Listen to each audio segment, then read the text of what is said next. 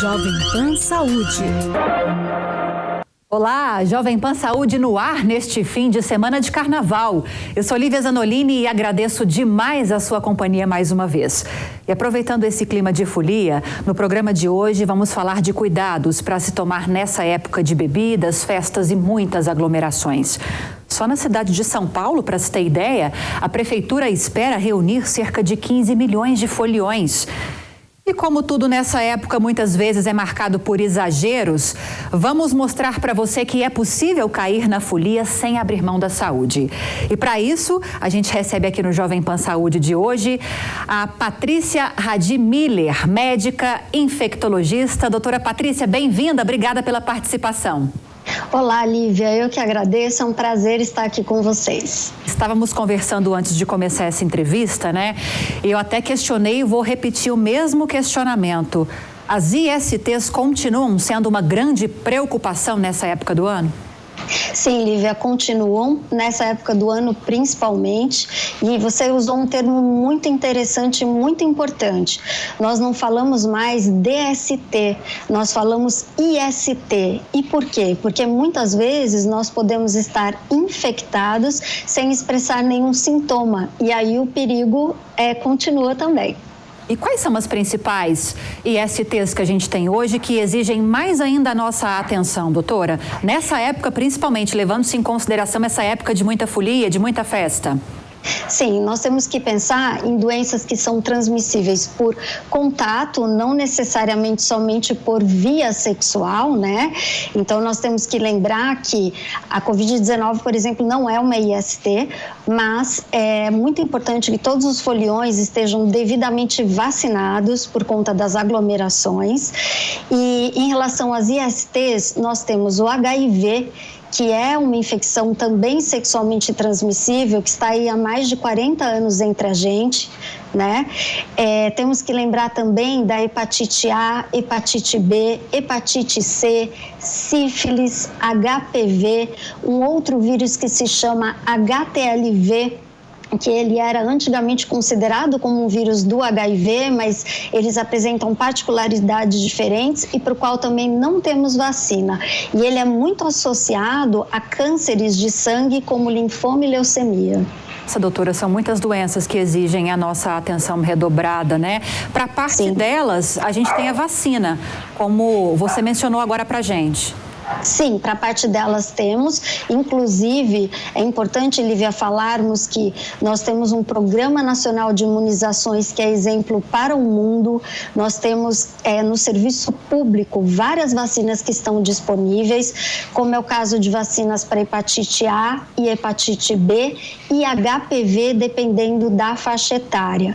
Em relação à sífilis, existe uma grande preocupação, pois nos últimos tempos ela aumentou mais de 900%. E para ela não temos vacina e ela também é de transmissão por sexo oral, assim como a hepatite A, que tem vacina, é também de transmissão por via sexual. O HPV, nós temos vacina para ele também, mas para HIV, HTLV, nós não temos vacina. Agora, doutora, a gente consegue fazer uma relação desses aumentos de casos para algumas dessas doenças que você citou com esse período de carnaval? Nessa época é comum que o número de doenças se prolifere, aumente? Dá para a gente traçar esse paralelo? Sim, dá para traçar esse paralelo. Após 14 dias, um mês depois, é muito importante que, se as pessoas se expuseram, que elas façam os testes. Nós temos, né, na verdade, não só nessa época, nós temos os centros de referência e treinamento para HIV e ISTs por todo o Brasil, inclusive aqui em São Paulo, onde as pessoas podem ter acesso a fazer esses exames de forma gratuita.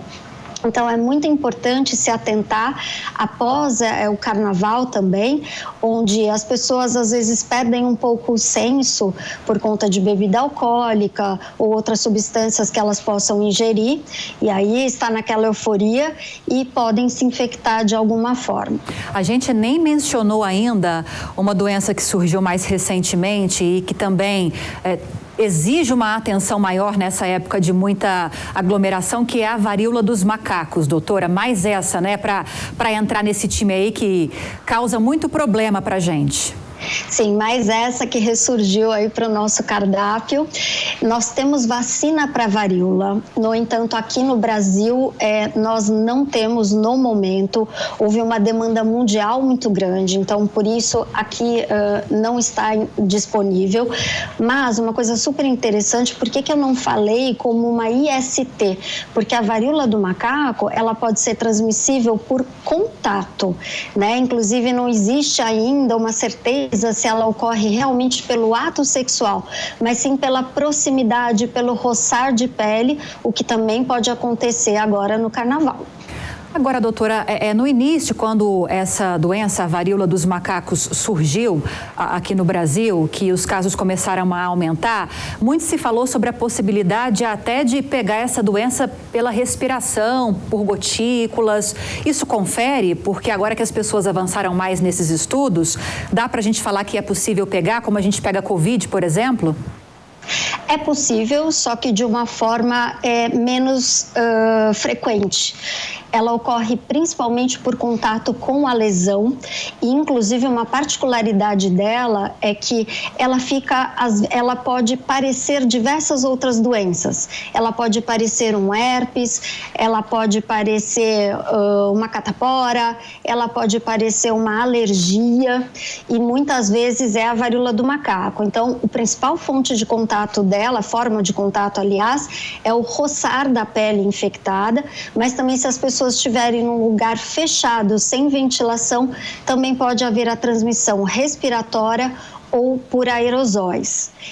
Agora... E uma coisa muito importante, desculpe, também sobre ISTs, existe o herpes simples, que também ele pode se manifestar. Muitas vezes as pessoas têm lesões na boca, como se fossem umas bolinhas. E também pode acontecer de ter também em região genital essas lesões, e elas também são transmissíveis enquanto a pessoa tem bolha. E muitas vezes a bolha ainda não chegou a formar, mas a pessoa já está transmitindo.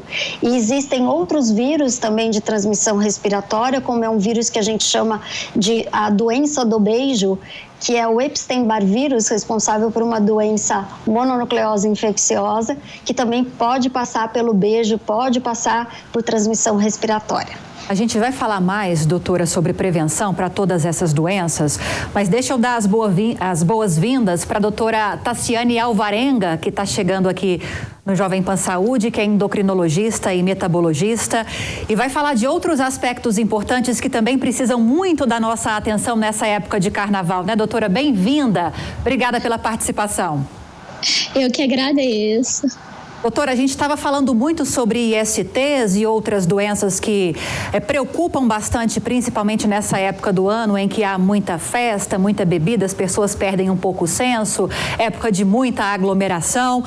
Mas com você eu queria tratar um pouco da alimentação e dessa questão das bebidas, né? Porque nessa época quem bebe não está querendo muito regramento, né, doutora? Quer se libertar, quer se distrair, quer descansar. Mas como a gente pode tentar equilibrar isso de uma forma em que você continue se divertindo, mas mantenha a saúde em dia? E o senso também. Claro, eu falo que a bebida alcoólica é o melhor amigo da folia e do carnaval. E eles combinam muito, mas como todo excesso faz mal, nós temos que tentar minimizar esses efeitos do exagero para tentar divertir, mas com muita responsabilidade, cuidando do que vai ser feito antes e durante e depois dessa ingestão de álcool, para que seja um momento muito divertido, de combater o estresse, de driblar o estresse, mas também com responsabilidade. Gostei demais dessa questão. Parece uma prevenção, né? O que fazer antes para evitar um problema em relação à bebida e alimentação. Quero ouvir suas dicas então, doutora. Certo.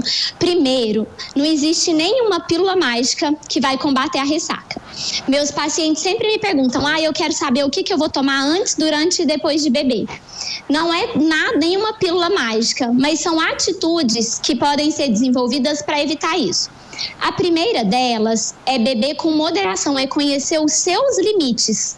Cada pessoa, dependendo da idade, da frequência que se expõe ao álcool, do sexo, do peso, da história familiar, da saúde mental e da saúde física, ela pode beber uma determinada quantidade de álcool. Sempre se hidratar antes, durante e depois da farra. E de preferência se alimentar também, antes, durante e depois. Eu falo que uma refeição leve, que tenha um pouquinho de proteína, carboidrato, uma gordura, porque se o estômago estiver cheio, o álcool não vai ser absorvido tão rápido. Então eu falo que não vai bater, não vai ser aquela coisa, de repente comecei a beber e já não estou lembrando mais de nada, eu já estou alterado, já saí do meu nível de juízo, de consciência. Então hidratação e alimentação são fundamentais. Agora, doutora, uma coisa que chama muita atenção e é um sinal de alerta é que as fantasias que são utilizadas muitas vezes exigem, ou pelo menos cobram das mulheres, que o shape, né, o corpo esteja em dia. Já vi muitas ficarem horas sem comer, fazerem dietas mirabolantes para usarem essas fantasias nesses dias de carnaval. E isso é ainda mais perigoso, né? Quando a gente pensa em bebida e em outras questões também relacionadas a isso. Isso pode atrapalhar e muito. Esse culto ao corpo, né, é algo que às vezes as pessoas elas se preparam o ano inteiro para vestir aquela fantasia e muitas vezes nas vésperas ficam sem se alimentar, usam diuréticos, usam até laxantes e o álcool ele já predispõe à desidratação. Se você ainda beber tendo feito tudo isso nas vésperas, o risco de ter uma ressaca muito intensa ou de você se expor a um perigo, a uma violência, a perder os sentidos. Então, assim, não vale a pena você colocar o maior patrimônio em risco nem no carnaval e nem nunca. Então, pelo contrário, nos 3 dias, uma semana que antecede o carnaval, nós temos que deixar o nosso corpo preparado, energizado, porque vão ser dias de gastar muitas calorias, muitas vezes de se privar de dormir, né? Então é fundamental esses cuidados e não usar dessas estratégias de restrição alimentar, diuréticos, laxantes, em busca de estar ali perfeito naquela fantasia. A gente está em plena folia, né, doutora? Para a gente dar uma receitinha bem fácil de memorizar e de entender para quem está curtindo o carnaval, para quem está indo nos blocos, nos bloquinhos também, essa alimentação leve, essa alimentação saudável, como ela seria e de quanto em quanto tempo? Qual a frequência que deve ser essa alimentação? Sim, em períodos de muita ingestão de álcool, o recomendado é que essa pessoa ela tente comer alguma coisa de 3 em 3 horas. Isso não precisa acontecer em épocas que você não está ingerindo muito álcool, que aí você vai ouvir os seus sinais de fome. Mas quando você está bebendo, é bom que de 3 em 3 horas coma alguma coisa. O quê? Pode ser uma refeição normal, um arroz com frango grelhado e uma salada, ou pode ser um sanduíche natural, ou um omelete, uma tapioca, ou até mesmo, às vezes está muito calor, se essa pessoa quiser tomar um shake proteico, ela também pode, aí vai muito da preferência. O importante é não fazer privação alimentar nessas fases. E sempre lembrar, para cada 1 copo de álcool, 2 a 3 copos de água. Meus pacientes falam, nossa, doutora, mas eu não vou sair do banheiro. Então, não vai sair do banheiro, porque é muito importante a hidratação. Ótima dica, ou seja, a garrafinha de água deve ser a melhor amiga nesses dias de carnaval.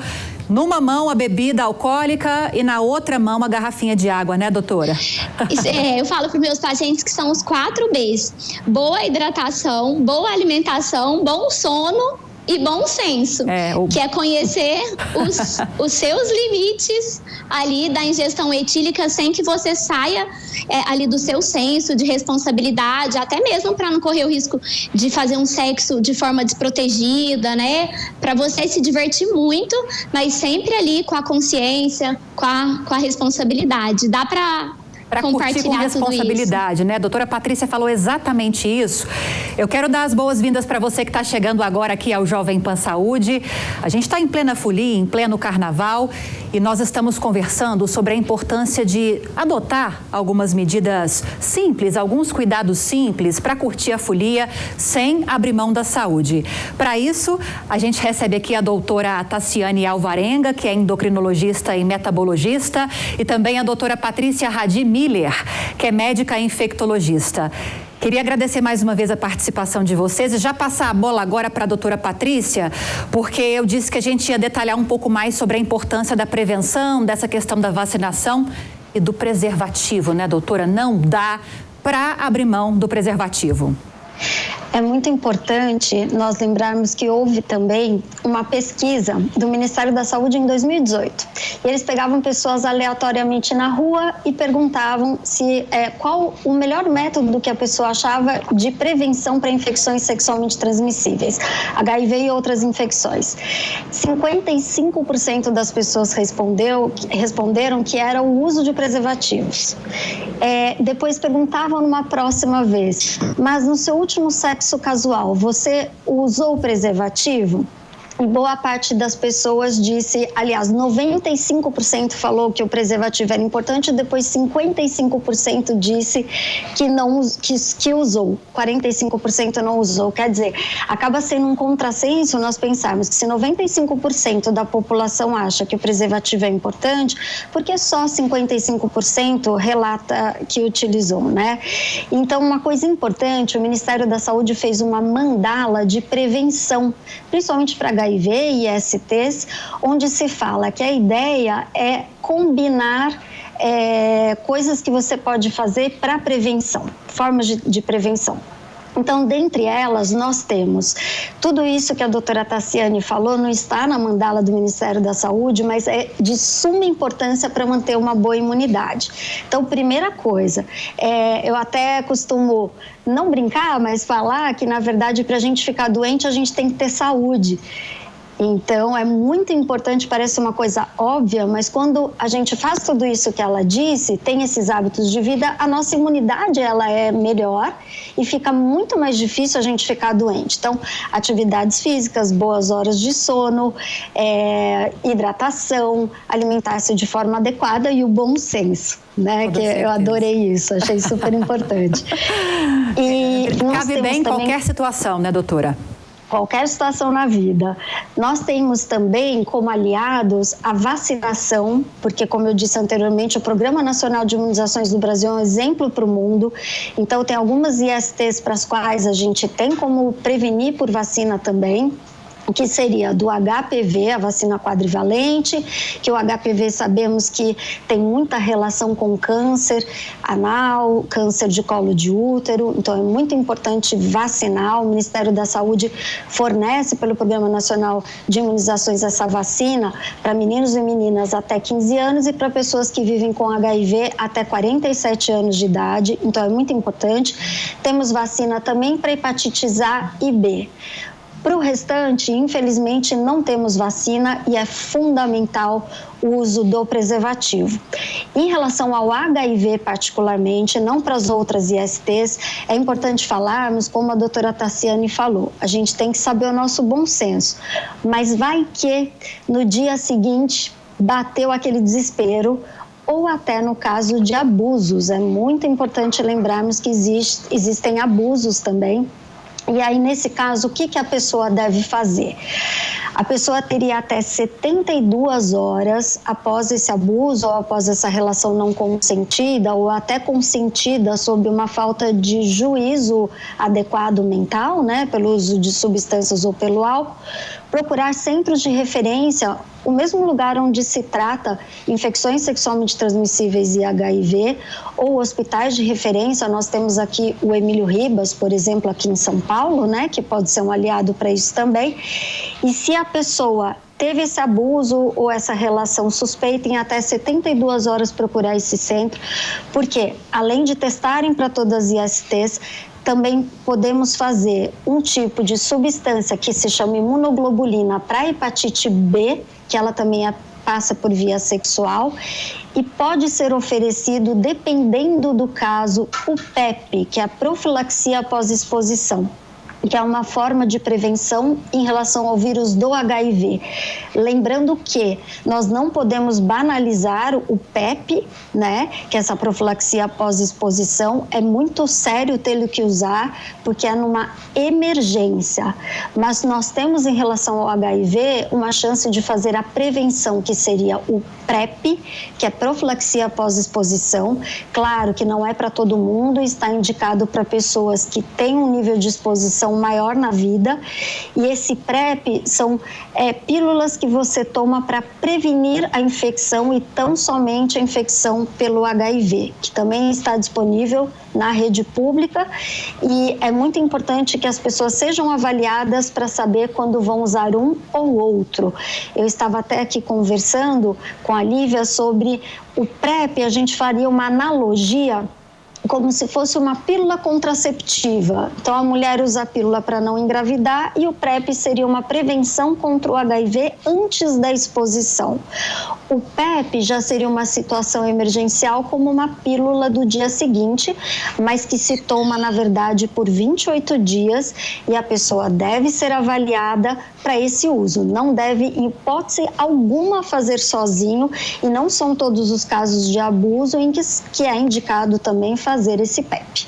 Ótimas dicas, doutora Patrícia. E só abrindo um parênteses, em casos de abuso, gente, o abuso ele é inadmissível em qualquer situação.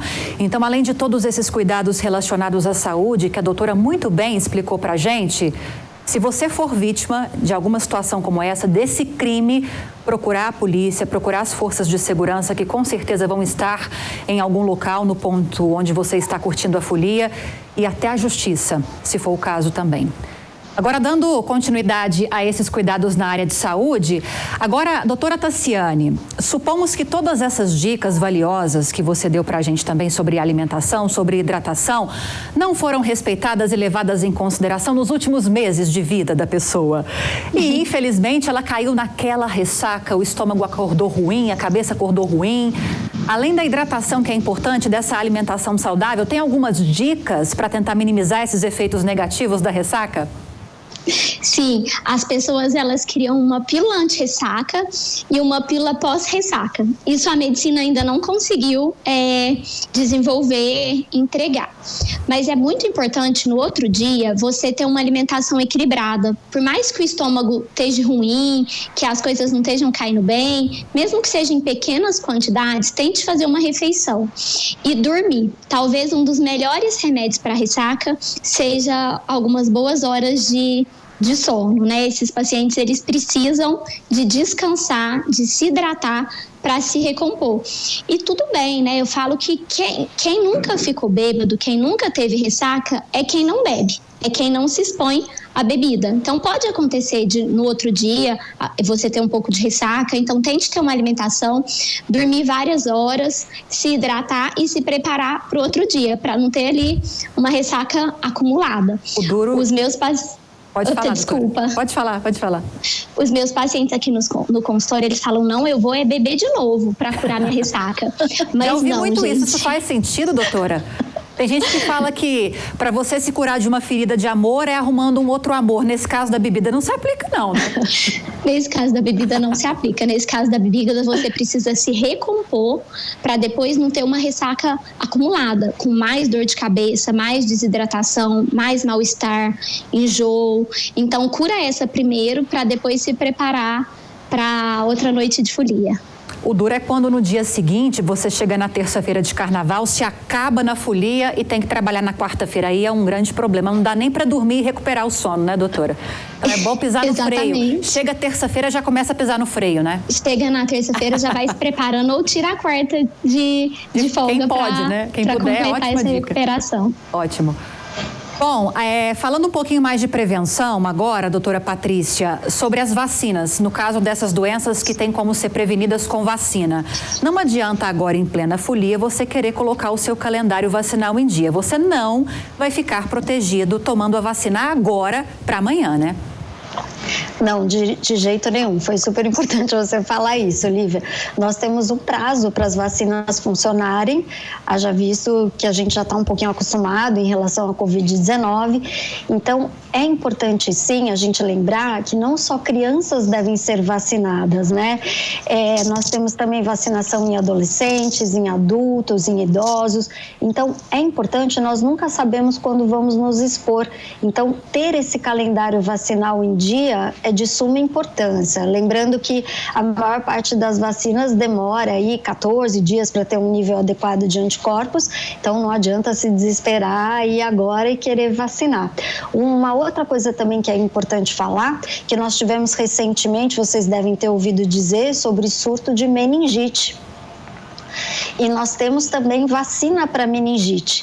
Então é importante papais e mamães aí dos pequenos lembrarem que tem vacina da meningite desde a infância e tem também para adolescentes e para pessoas mais vulneráveis, então pessoas que têm doenças que abaixam a imunidade. Perfeito.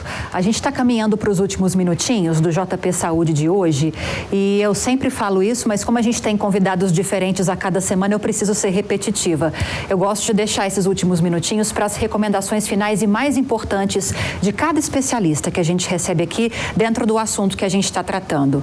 Então, vou começar seguindo a ordem aqui da tela. Doutora Patrícia, quais são as principais recomendações na sua área para curtir o carnaval com responsabilidade e sem abrir mão da folia, né, da alegria? Sim, você falou tudo. Nós temos que ser felizes, então nós temos que nos divertir. Cada um se diverte como acha que tem que se divertir. Se as pessoas gostam de curtir carnaval, é o momento. Só que temos que ter responsabilidade, respeito. E temos que nos respeitar em primeiro lugar e respeitar o outro também. E faz parte do respeito o nosso autocuidado em relação a todas aquelas coisas que a gente já conversou, e também a hidratação, alimentação, sono, tudo mais, e também deixar o calendário vacinal em dia e não deixar de se divertir, né? É muito importante tomar cuidado, todos esses cuidados que a gente falou aqui, é tudo muito importante. Então a gente pode se divertir com responsabilidade. Doutora Tassiane? O carnaval é a cara do Brasil. E é uma janela de oportunidade para divertir, cantar, dançar e até mesmo para beber e festejar, mas todo excesso faz mal. Então lembre dos 4 Bs: boa alimentação, boa hidratação, boa noite de sono e bom senso. E aproveite com moderação. Perfeitas as dicas. Gostaria de agradecer mais uma vez a participação de vocês duas. Doutora Tassiane Alvarenga, endocrinologista e metabologista, muito obrigada pela presença hoje e pelas explicações. Seja sempre muito bem-vinda. Obrigada. Doutora Patrícia Radmiller, médica infectologista, trazendo dicas valiosas para a gente também aqui hoje. Muito obrigada pela participação, doutora. Seja sempre muito bem-vinda ao Jovem Pan Saúde também. Muito obrigada, é sempre um prazer. E a você que esteve conosco, muito obrigada pela audiência e pela companhia de sempre. O Jovem Pan Saúde fica por aqui. Eu espero que você tenha gostado do programa de hoje. Se você tiver alguma dúvida ou sugestão de outros temas, é só enviar um e-mail para a gente, saude@jovempan.com.br. E para rever essa e outras entrevistas, é só acessar o canal Jovem Pan Saúde e também o aplicativo da Panflix para Android e iOS. Um grande abraço para você, bom carnaval e até a próxima. Jovem Pan Saúde.